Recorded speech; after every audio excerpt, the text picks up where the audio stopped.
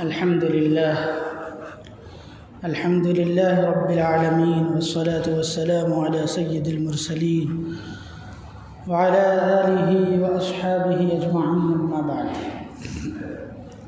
فأعوذ بالله من الشيطان الرجيم بسم الله الرحمن الرحيم وأنتم الأعلون إن كنتم مؤمنين صدق الله العظيم۔ حاضرین گرامی، دوستوں اور بزرگوں، اس وقت امت مسلمہ طرح طرح کے حالات سے اور مسائل سے دوچار ہے۔ مسلمانوں کے خون کی کوئی قدر و قیمت نہیں، چاروں طرف سے مظالم ڈھائے جا رہے ہیں۔ تجزیہ نگاروں نے کسی نے کہا کہ مسلمانوں کے اندر مادیت کی، مال و دولت کی کمی ہے، اس لیے یہ صورتحال ہے۔ کسی نے کچھ اسباب بیان کیے، کسی نے تعلیمی کمی کو وجہ قرار دیا،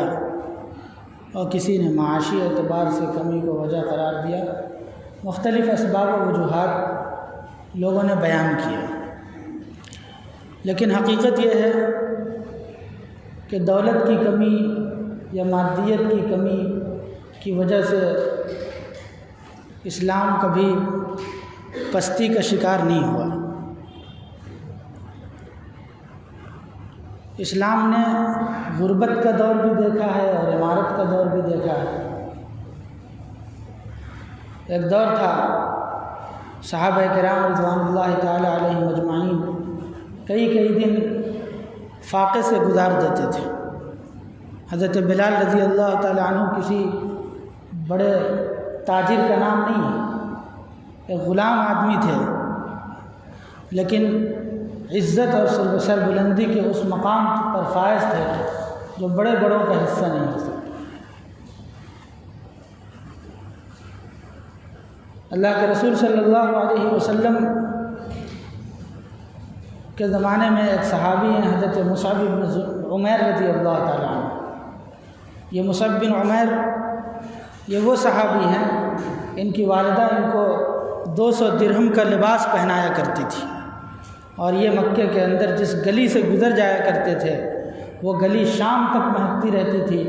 لوگ جاننے والے دیکھتے تو خوشبو سے اندازہ لگاتے کہ ادھر سے مصعب بن عمیر گزرے ہیں۔ لیکن جب اللہ کے رسول صلی اللہ علیہ وسلم کے دامن سے وابستہ ہو گئے اور اسلام قبول کر لیا تو ان کے اوپر طرح طرح کے حالات آئے، اور پھر وہ دن بھی دیکھنا پڑا کہ اللہ کے رسول صلی اللہ علیہ وسلم نے مصعب بن عمیر کو دیکھا کہ وہ آ رہے ہیں اور ان کے جسم پر پھٹے ہوئے لباس موجود ہیں۔ حضور کی آنکھوں سے آنسو آ گئے کہ یہ وہی مصعب ہے جو 200 درہم کا جوڑا پہنا کرتا تھا اور ایسی خوشبو لگایا کرتا تھا کہ جس طرف سے گزر جاتا تھا ادھر سے لوگ جان جاتے تھے کہ ادھر سے مصعب گزرا ہے۔ اور آج غربت کی یہ صورتحال ہے۔ جنگ احد میں حضرت مصعب بن عمیر کی شہادت ہوتی ہے اور کفن کے لیے کوئی کپڑا نہیں ہے۔ حضرت امیر حمزہ کی بہن نے جو کپڑا لایا تھا کفن کے لیے، پورا اندازی کے ذریعے سے ایک کپڑا حضرت مصعب بن عمیر کو دیا گیا اور دوسرا کپڑا حضرت امیر حمزہ رضی اللہ تعالیٰ عنہ کو دیا گیا۔ وہ بھی اتنا چھوٹا تھا کہ سر چھپایا جاتا تو پیر کھل جاتا، اور پیر چھپایا جاتا تو سر کھل جاتا تھا۔ اللہ کے رسول صلی اللہ علیہ وسلم نے دیکھا حضرت ابو بکر اور حضرت عمر یہ دونوں حضرات دوپہر کے وقت میں مسجد نبوی میں تشریف فرما ہے۔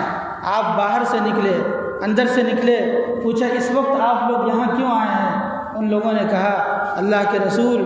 بھوک کی شدت کی وجہ سے مسجد کے اندر آئے ہیں تاکہ آپ کا چہرہ انور دیکھ کر کچھ تسلی ہو جائے۔ رحمت دو عالم صلی اللہ علیہ وسلم کی زبان مبارک سے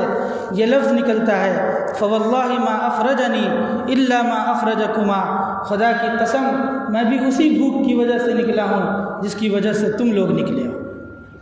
یہ اسلام کی غربت کی کہانی ہے، لیکن اس کے باوجود اسلام ذلیل نہیں تھا، مسلمان ذلیل نہیں تھے۔ پھر اللہ تعالیٰ نے مسلمانوں کو عمارت کا دور بھی دکھایا، بخاری کی روایت ہے، حضرت عدی بن حاتم رضی اللہ تعالی عنہ فرماتے ہیں کہ ایک مرتبہ اللہ کے رسول صلی اللہ علیہ وسلم کے پاس ایک شخص آیا، اس نے اپنی غربت اور پسماندگی کی شکایت کی۔ پھر تھوڑی دیر کے بعد ایک دوسرا شخص آیا، اس نے کہا کہ میرے پاس مال و دولت کی کمی نہیں ہے، لیکن جہاں جانا ہے راستہ پرامن نہیں ہے، اس لیے بدامنی کی شکایت کی۔ تو اللہ کے رسول صلی اللہ علیہ وسلم نے حضرت عدی بن حاتم سے کہا کہ عدی، تم نے حیرہ دیکھا ہے؟ انہوں نے کہا دیکھا تو نہیں ہے، لیکن اس کا نام سنا ہے۔ حضور نے فرمایا ایک وقت ایسا آئے گا کہ ایک عورت حیرہ سے چل کر کے مکہ آئے گی اور تنہا تنہا وہاں کا طواف کرے گی اور اسے اللہ کے سوا کسی کا خوف نہیں ہوگا۔ حضرت عدی بن حاتم کہتے ہیں کہ میں نے اپنے دل میں سوچا کہ قبیلہ بنو طے کے ڈاکو اس وقت مر گئے ہوں گے جن کا روب ختم ہو جائے گا۔ پھر حضور نے میری حیرت میں اضافہ کرتے ہوئے کہا کہ عدی، ایک وقت آئے گا کہ قیصر و کسریٰ کے خزانے مسلمانوں کے قدموں میں ہوں گے۔ تو مجھے بڑی حیرت ہوئی کہ اس وقت تو ان کے پاس کھانے کے لیے کوئی چیز میسر نہیں ہے، اور ان کے پاس کسریٰ ابن ہرمز کے خزانے کہاں سے آ جائیں گے؟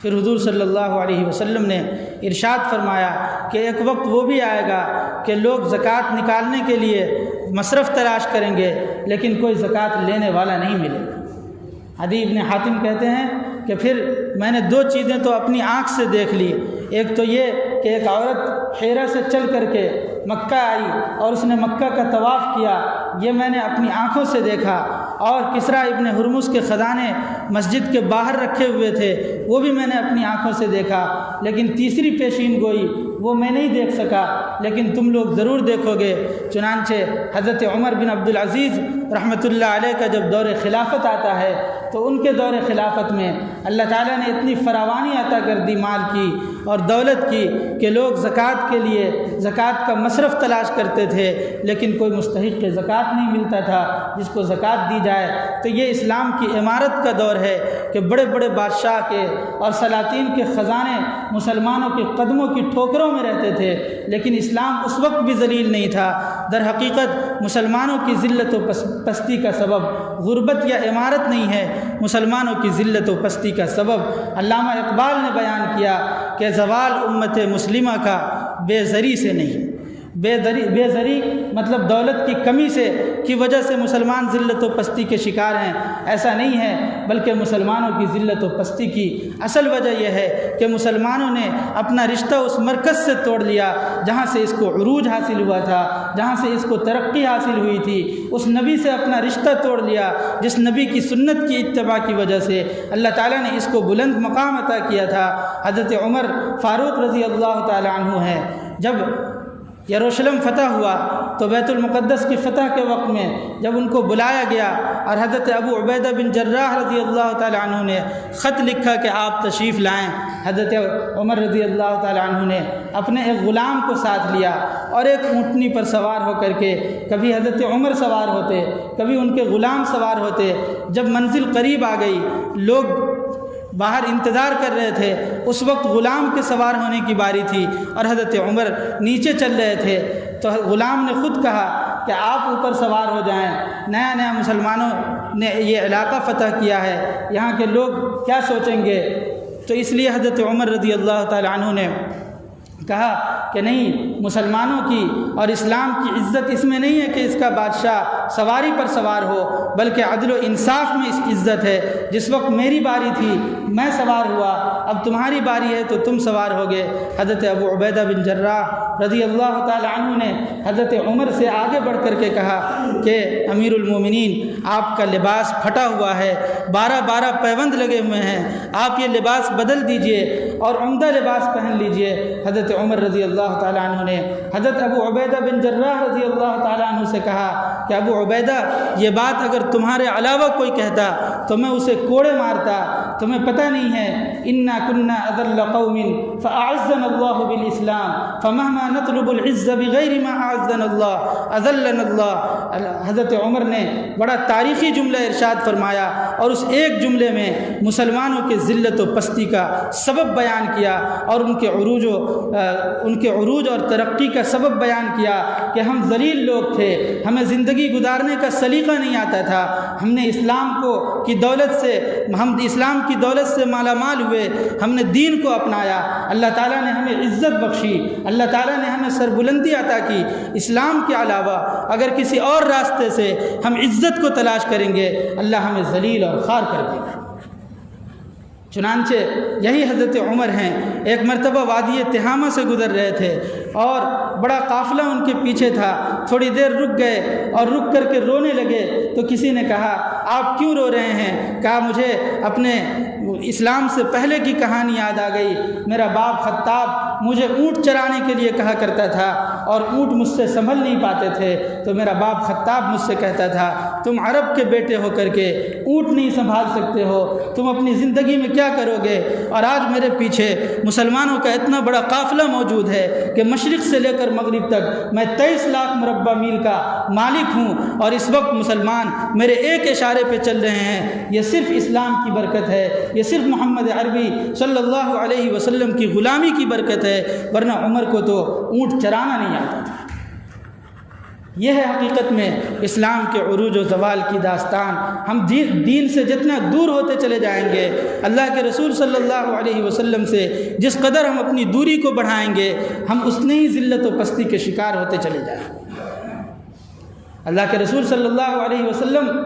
جب تشریف لائے اس وقت مکہ مکرمہ کے اندر خانہ کعبہ کے اندر 360 بت رکھے ہوئے تھے, لیکن حضور نے محنت کی اور دعوت دین کے ذریعے سے ان 360 بتوں کا خاتمہ کیا. 13 سال کے بعد جب ہجرت کر رہے تھے اس وقت ہجرت کرنے والے مسلمانوں کی تعداد 100 سے کچھ زیادہ تھی, اور پھر جب بدر کا موقع آتا ہے تو 313 مسلمان تھے. پھر اس کے بعد فتح مکہ سن 8 ہجری میں ہوتا ہے, اس وقت 10,000 مسلمان تھے. اور پھر جب حجۃ الوداع میں سن 10 ہجری میں حجۃ الوداع ہوتا ہے اور اس میں حضور صلی اللہ علیہ وسلم خطبہ دیتے ہیں, تو آپ کے خطبے کو سننے کے لیے 1.25 لاکھ صحابہ کا مجمع تھا. دن بدن اسلام کو غلبہ ہوتا جا رہا تھا, ترقی ہوتی جا رہی تھی, لیکن ہم نے دین کی دعوت کو چھوڑ دیا, ہم نے اسلام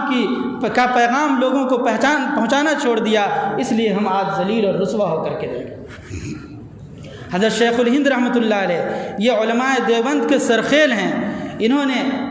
حضرت شیخ الہند رحمۃ اللہ علیہ نے ایک مرتبہ جب مالٹا کی جیل سے واپس آئے اور واپس آنے کے بعد دارالعلوم دیوبند کے دارالحدیث کے اندر بیٹھ کر کے علماء کے بڑے بڑے مجمع سے حضرت شیخ الہند رحمۃ اللہ علیہ وہ شخصیت ہیں کہ ایک شخص نے ان سے کہا کہ حضرت آپ اتنے بڑے عالم ہیں, آپ نے کوئی کتاب نہیں لکھی. کہا کس موضوع پر میری کتاب پڑھنا چاہتے ہو؟ کہا ہم نے تو کسی موضوع پر نہیں دیکھی. تو حضرت شیخ الہند رحمۃ اللہ علیہ نے یہ فرمایا اگر تم میری کتاب اور میری تفسیر دیکھنا چاہتے ہو تفسیر کے موضوع پر تو میرے شاگرد شبیر احمد عثمانی کی کتاب دیکھ لو, اور اگر تم میری کتاب علم حدیث میں پڑھنا چاہتے ہو تو میرے شاگرد انور شاہ کشمیری کو دیکھ لو, اگر تم فقہ و فتاوی میں میری کتاب دیکھنا چاہتے ہو تو میرے شاگرد عزیز الرحمن اور کفایت اللہ دہلوی کو دیکھ لو, اگر تم تصوف میں کتاب پڑھنا چاہتے ہو میرے شاگرد اشرف علی تھانوی کو دیکھ لو, اگر تم سیاست میں میری تصنیف پڑھنا چاہتے ہو میرے شاگرد عبید اللہ سندھی کو دیکھ لو, اور اگر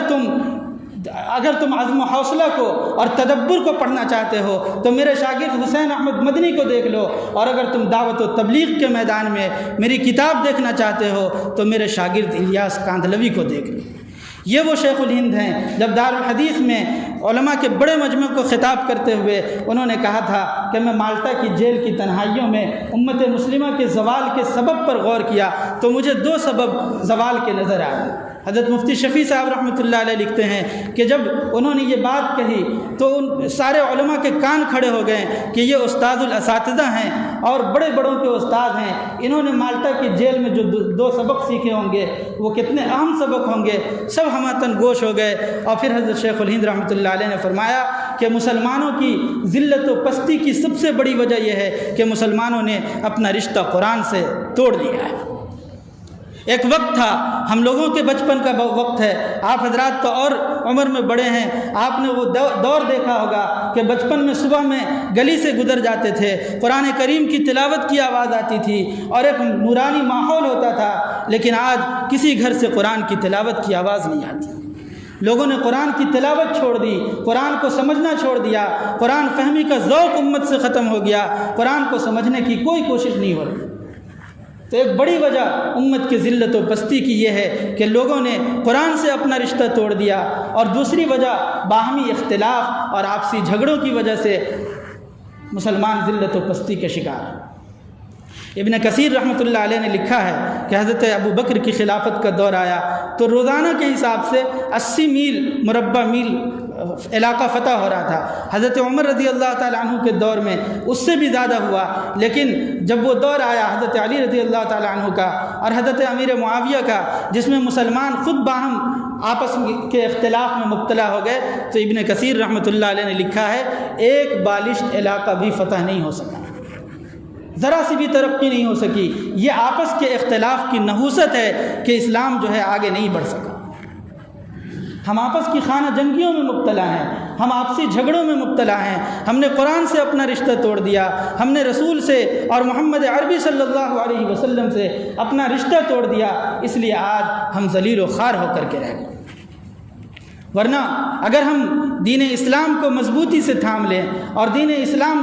کی سربلندی کے لیے کوشش کرنے لگیں تو آج بھی وہ دن دور نہیں جب اللہ تعالیٰ ہمیں عزت و سربلندی سے نوازے۔ صحابہ کرام رضوان اللہ تعالیٰ علیہم اجمعین نے اس کے لیے کوششیں کی تھی۔ حضرت عقبہ ابن نافع رضی اللہ تعالیٰ عنہ دنیا کی جنگل کے درندوں کو خطاب کر کے کہتے تھے ایتھا السباع والطیور، کہ اے جنگل کے درندوں اور جنگل کے وحشی جانوروں، ہم اللہ کے رسول کے غلام ہیں، ہمیں اس جگہ کی ضرورت ہے، تم جنگل کو خالی کر دو۔ تو تاریخ نے لکھا ہے کہ جنگل کے درندے اپنے اپنے بچوں کو منہ میں لے کر کے اس جنگل کو اس طرح سے خالی کر رہے تھے جیسے غلام آقا کے سامنے سر جھکا کر کے چلتا ہے۔ کیا طاقت تھی جس نے جنگل کے درندوں کو ان کی بات سننے پر مجبور کر دیا؟ یقیناً وہ دین کی طاقت تھی، اسلام کی طاقت تھی کہ اللہ تبارک و تعالی نے انہیں وہ سربلندی عطا کی تھی۔ آج مسلمان جس ذلت و پستی کا شکار ہو گئے، جس اخلاقی انحطاط کا شکار ہو گئے۔ ایک صاحب واقعہ بیان کر رہے تھے کہ میں ایک جگہ گیا تو میں نے سوچا کہ یہاں سکھوں کا گردوارہ ہے تو وہ ذرا دیکھ لوں، تو جب میں اندر داخل ہوا تو داخل ہونے کے بعد میں نے اپنے جوتے سنبھالنے کے لیے اس کو جب اٹھانے لگا تو وہاں جو ایک شخص بیٹھا ہوا تھا اس نے کہا میاں یہ مسلمانوں کی مسجد نہیں ہے جو چوری ہو جائے گا، آپ تسلی سے یہیں چھوڑ کر کے چلے جائیں، یہاں سے کوئی چیز چوری نہیں ہوتی۔ وہ کہتے ہیں کہ میں تو اس قدر شرمندہ ہوا اور اتنا مجھے درد اور تکلیف میں مبتلا ہوا کہ میں اس کو لفظوں میں بیان نہیں کر سکتا، کیونکہ ہمارے پاس کوئی جواب نہیں ہے دینے کے لیے۔ یہ ہماری حقیقت ہے، یہ اس وقت امت مسلمہ کی حقیقت ہے کہ جس ذلت و پستی کے یہ شکار ہو گئے ہیں مسجد کے اندر، اور مسجد کے گلاس کو باندھ کر کے رکھا جاتا ہے کہ گلاس چوری نہ ہو جائے، مسجد سے جوتے چوری ہو جاتے ہیں۔ جس قوم کا یہ حال ہو، حالانکہ اللہ کے رسول صلی اللہ علیہ وسلم نے اس قوم کو کیا مقام عطا کیا تھا اور کیا عزت تھی حضرات صحابہ کرام کی۔ میں کوئی آپ کو بہت پرانے زمانے کی کہانی نہیں سنا رہا، ہم دور غلامی میں جی رہے تھے۔ دہلی کی جامع مسجد میں زیارت کے لیے ایک انگریز آتا ہے اور وہ انگریز دہلی کی جامع مسجد کی سیر کرتا ہے، اور ایک فقیر مسجد کے دروازے پر بیٹھا ہوا مانگ رہا تھا۔ اس نے کچھ پیسے دیے انگریز نے، اور اس کا بٹوا جب وہ جیب میں رکھ رہا تھا تو گر گیا۔ اس فقیر نے اس کو اٹھایا اور سوچا کہ جب یہ واپس آئے گا تو میں اسے دے دوں گا، لیکن وہ کسی اور دروازے سے نکل گیا۔ 1 سال کے بعد جب وہ دوبارہ کسی ضرورت کے لیے آیا، اس نے اس بٹوے کو سنبھال کر رکھا ہوا تھا، اور جب وہ انگریز آیا وہ دوڑ کر آگے بڑھا اور اس نے آگے بڑھ کر کے وہ بٹوا اس کے حوالے کر دیا۔ تو اس نے وہ کبھی اپنے بٹوے کو دیکھتا ہے اور کبھی اس فقیر کو دیکھتا ہے، اس میں اتنی اچھی خاصی رقم تھی۔ اس نے کہا کہ اس رقم سے اگر تم چاہتے تو اچھا کاروبار سیٹ کر سکتے تھے، اچھا گھر بنا سکتے تھے، لیکن تم نے یہ مجھے واپس کیوں کر دی؟ تم تو 1-1 روپے کے محتاج ہو، لوگوں سے مانگتے پھرتے ہو، پھر تم نے یہ اتنی بڑی رقم میرے حوالے کیوں کی؟ تو تو اس نے بڑا پیارا جواب دیا۔ وہ جواب در حقیقت میں سنانا چاہتا ہوں۔ وہ جواب یہ دیا کہ ہم سب آج اس دنیا میں زندگی گزار رہے ہیں، یہاں ہمارے اعمال کا حساب نہیں ہو رہا ہے، لیکن ایک وقت آئے گا جب میدان محشر قائم ہوگا اور اس وقت ہر کسی کا حساب ہوگا۔ اس وقت تمہارے نبی بھی ہوں گے اور ہمارے نبی بھی ہوں گے۔ اس وقت اگر حضرت عیسیٰ علیہ السلام نے میرے نبی کو یہ کہہ دیا کہ تمہارے امتی نے میرے ماننے والے کا بٹوا چرایا تھا تو میرے نبی کو شرمندگی ہوگی۔ میں فقیر ضرور ہوں لیکن بے غیرت نہیں ہوں، میں اپنے نبی کو میدان محشر میں رسوا نہیں کر سکتا، ذلیل نہیں کر سکتا، اس لیے جو ہے میں بھیک مانگ مانگ کر کے زندگی ضرور گزار لیتا ہوں لیکن میں اپنے نبی کو شرمندہ نہیں کر سکتا۔ یہ اس فقیر کی غیرت تھی۔ آج کبھی ہم بھی اپنی تنہائیوں میں اپنے جب نام اعمال کو دیکھتے ہیں، اپنے اعمال کا جائزہ لیتے ہیں، تو کیا کبھی ہمارے دل کے کسی حصے میں یہ احساس بیدار ہوتا ہے کہ ہمیں بھی تو اپنے نبی کو منہ دکھانا ہے؟ کل قیامت کے میدان میں ہمارے اعمال دیکھ کر کے ان کو کس قدر تکلیف ہوگی اور ان کو کتنی اذیت پہنچے گی۔ ہر پیر اور جمعرات کو حضور کے سامنے امت کے اعمال پیش ہوتے ہیں۔ کبھی ہم تنہائی میں بیٹھ کر کے یہ سوچنے کی کوشش کرتے ہیں کہ اللہ کے رسول صلی اللہ علیہ وسلم کے دل پر کیا گزرتی ہوگی، جنہوں نے ہمارے لیے اتنی قربانیاں دی، اتنی تکلیفیں برداشت کی، آج ہم ان کو طرح طرح سے تکلیفیں پہنچا رہے ہیں۔ میرے دوستو، در حقیقت ہماری ذلت و پستی کا سبب یہ ہے کہ ہم دین سے دور ہو گئے، ہم اپنے اس مرکز سے دور ہو گئے جہاں سے ہمیں عزت و سربلندی عطا ہوئی تھی۔ علامہ اقبال نے